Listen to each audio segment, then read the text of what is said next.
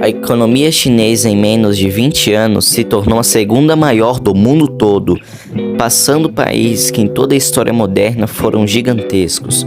Mas como ressalta, a economia chinesa nos anos 80 era fraca, pequena e pobre. Aquele país que revolucionou o conceito de crescimento e mostrou para o mundo todo que não apenas o Ocidente consegue crescer tão rápido.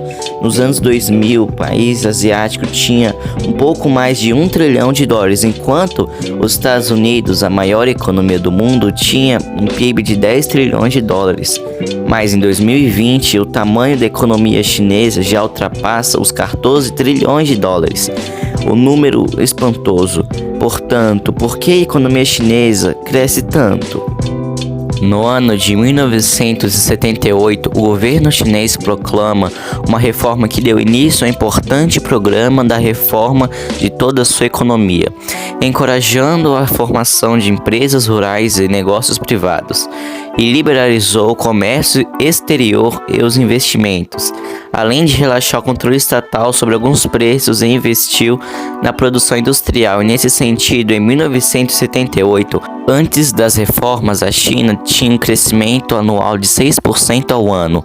Após a aplicação dessas políticas econômicas, o crescimento da China passou a ser 9% ao ano. Para ter uma noção de quanto isso é absurdo, este número é maior do que o crescimento americano em suas épocas de ouro. Mas voltando ao país oriental, tudo isso só foi possível pois, com as reformas do país, a produtividade média dos chineses aumentou muito. As reformas deram mais espaço para a propriedade privada.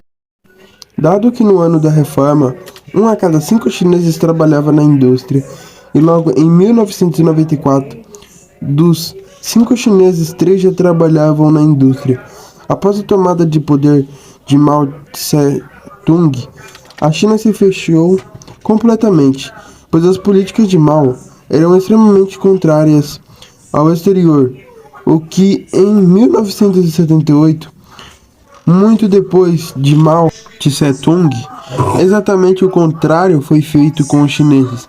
Acolhendo os investimentos estrangeiros, a política das portas abertas na China acrescentou o poder da transformação econômica, tanto que o investimento estrangeiro naquela época era quase inexistente, mas em 1994 já passava de $100 bilhões. Esse dinheiro estrangeiro construiu fábricas, criou empregos e principalmente ligou a China aos mercados internacionais e levou ela a importantes transferências de tecnologia, o que fazia empresas estrangeiras irem até a China. Era basicamente os incentivos fiscais e a mão de obra barata naquele país, mas a economia chinesa não cresceria tanto se não fosse também pela sua população. Já era o país mais populoso do mundo. Em 1960, tinha um pouco mais de 600 milhões de habitantes, mas em 2020 a sua população já é quase 1,4 bilhões de pessoas, ou seja, toda a população chinesa é maior que literalmente toda a população do continente americano. E nisso, com toda a certeza, ampliou a riqueza chinesa, pois uma mão de obra de mais de 1 bilhão de pessoas trabalhando certamente irão ajudar no crescimento do país e tornou a China, durante a sua história, a fábrica do mundo, onde a mão de obra e riquezas suficientes para investir na entrada de empresas daquele país. Imagine um investidor internacional que precisa aumentar sua empresa e por isso quer construir uma fábrica nova. Qual opção ele vai escolher?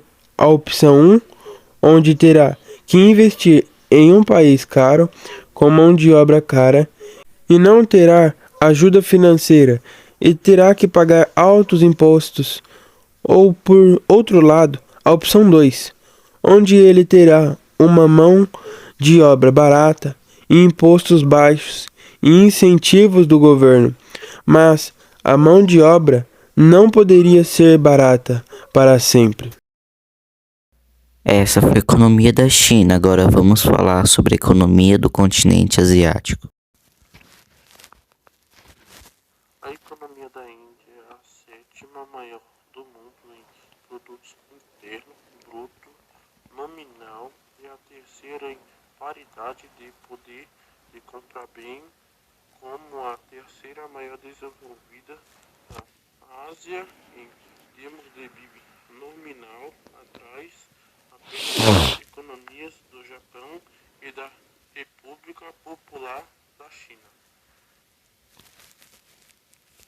Grande parte da economia do continente asiático é o que vem da terra, né? A agricultura, a pecuária, plantações de arroz, de soja, disso e aquilo, mas agora com os avanços tecnológicos, como a China, antes nos 80, a China não era um país exemplar, era um país muito pobre, mas agora a China, pós anos 80, por causa da globalização, ela é o segundo maior país do mundo.